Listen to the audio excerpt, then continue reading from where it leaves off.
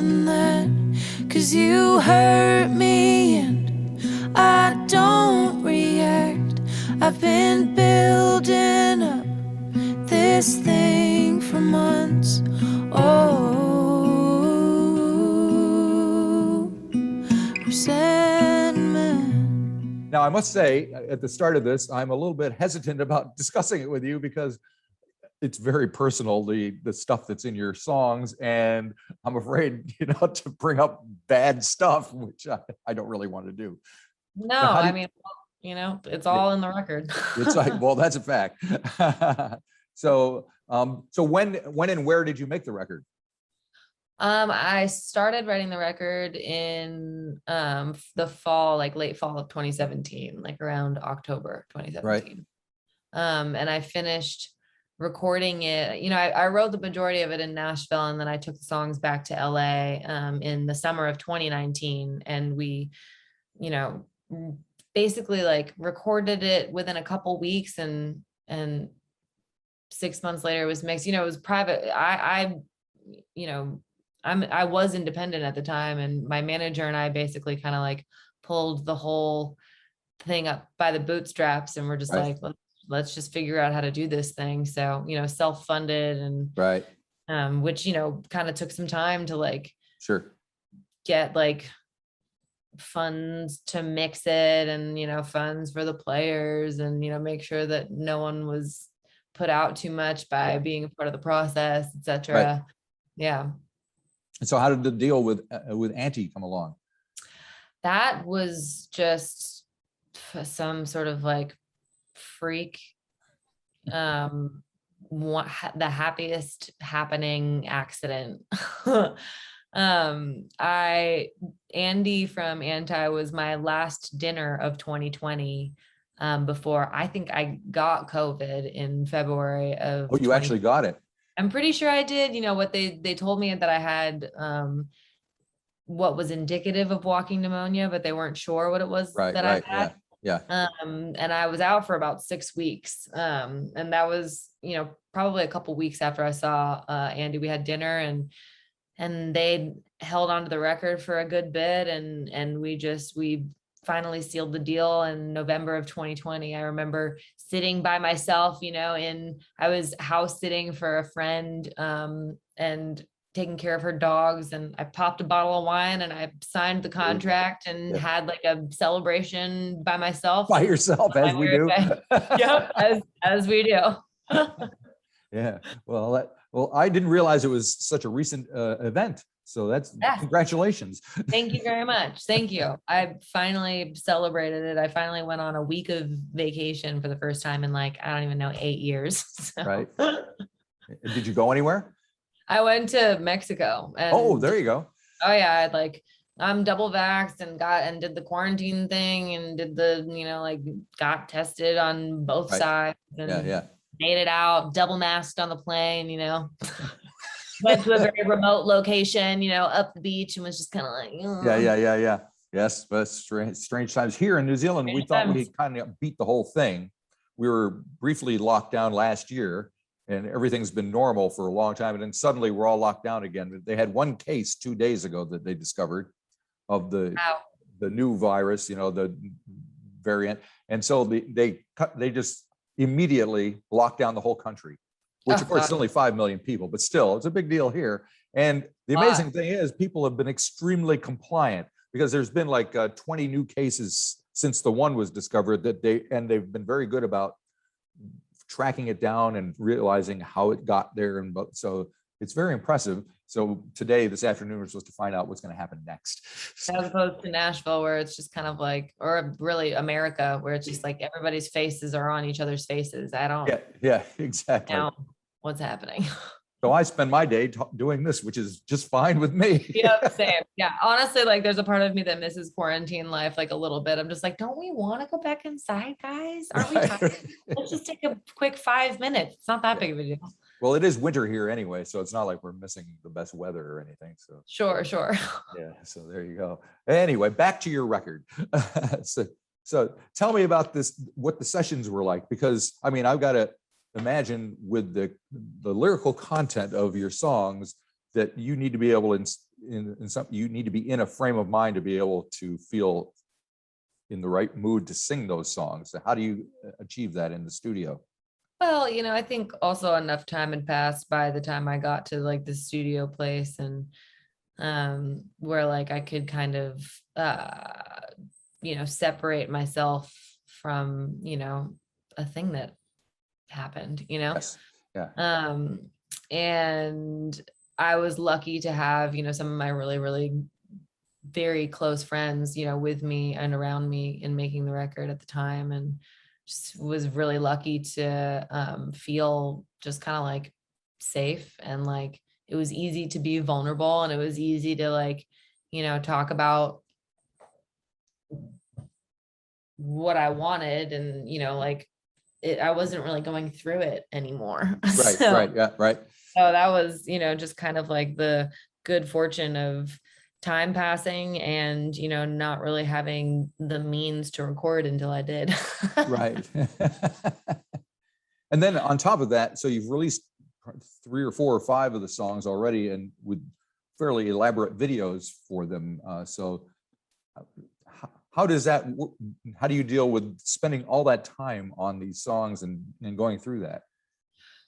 I mean, at this point, I kind of just love it, because it's like those songs, have kind of like taken on completely different meanings and lives. And, I feel like the more people have them, the more, or the less they, the less I feel like they're mine, which is kind of like a very cathartic thing. Right. It's like, it's the more that people identify with, something, some, feeling that I was going through, the less isolating it is. So yeah, I don't know. It's been really fun to like even like take on different like mediums and try and kind of like weave a different story, or like, kind of find a different way of telling, you know what I mean? Like Right. way of representing this thing. Yeah. Well, even on like the video for The Man in Me, you're sitting there drumming away. Tell me now whose lips I was kissing. It's all about the lips I was kissing. The man in me and the woman in you. There's no drums in the track. No drums in the track. Yeah, well, and that was, to me, like it was just kind of like this underlying tension that I didn't know was there, like it just Right. kind of represented this part of our or my relationship that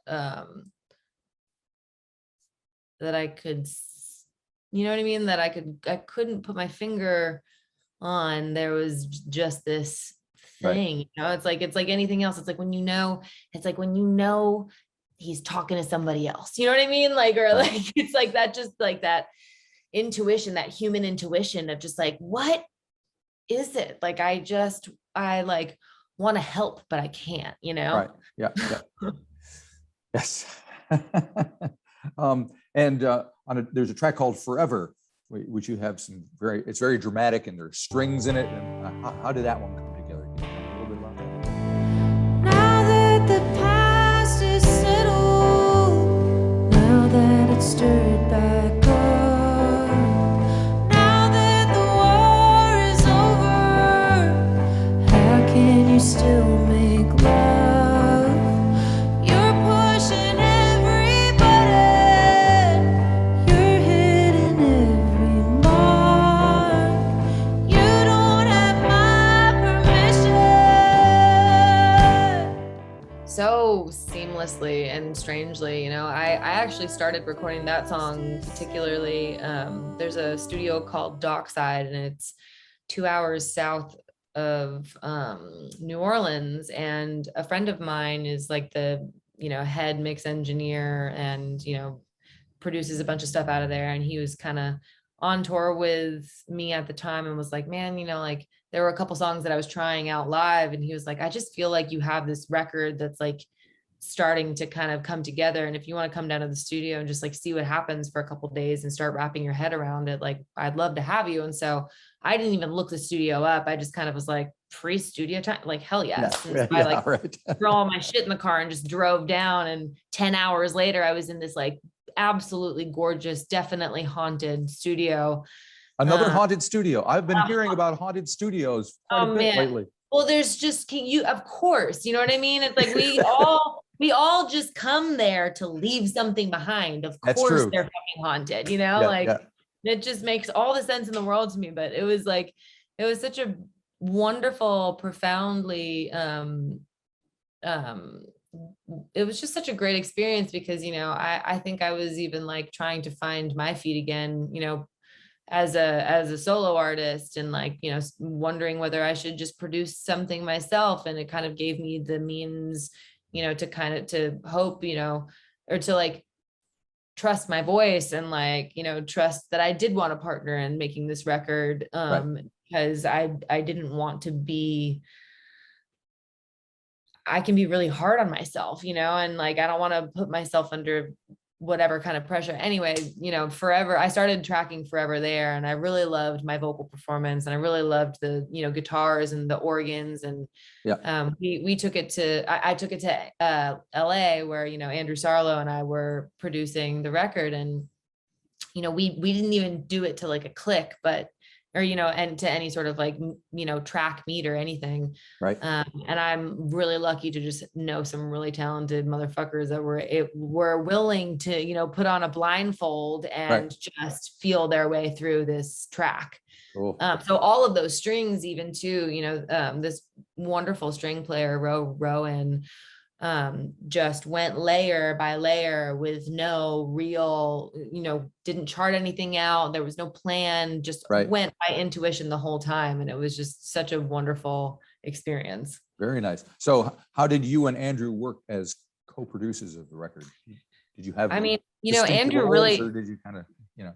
Andrew really led the charge, and I really was able to kind of sit back and just listen, you know, and sing and play. And Andrew had a whiteboard, and we just went through and nailed shit, you know, and it was cool because, you know, there was part of me, I wasn't really able to think about things too much, and I was able to trust that I was just on, and Andrew would tell me when I was off. And then there were moments where, you know, like I do think that like I know myself vocally pretty well. And so like there were certain performances that I was just like, I know that I can just do better, you know, and he would trust me, and we would go back and I would, you know, give it another whirl. And it just really ended up, and then he sat alone with the tracks for a good while, and God knows what he did, but I'm really happy with whatever that is. Now, one of the songs that most people haven't heard is the final track on the record, Do It Now. And I hear a male vocalist in there somewhere, but I don't know who that is. What's going on? Stephen Rabel. Who is that? Rabel, Wrabel. One of my closest and most wonderful, just such a light in lighthouse in my life, especially, you know, at that time, and helped, you know, we wrote Resentment together, we wrote Crying in Public together, and, you know, we continue to write, you know, songs together. He's just like a good friend and such a wonderful confidant. And he's the only other voice on the record now that I'm thinking about it, which is great.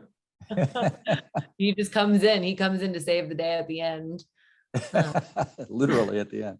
Yeah, straight up. He was the last one. Well, it's interesting. The new Lord album has just come out today, and she, of course, is a New Zealander, so we've been listening to it. And she's done the same thing. It's mostly her, and there's a local guy named Marlon Williams who sings just like one line right in the last track of the song. Wow, there you go.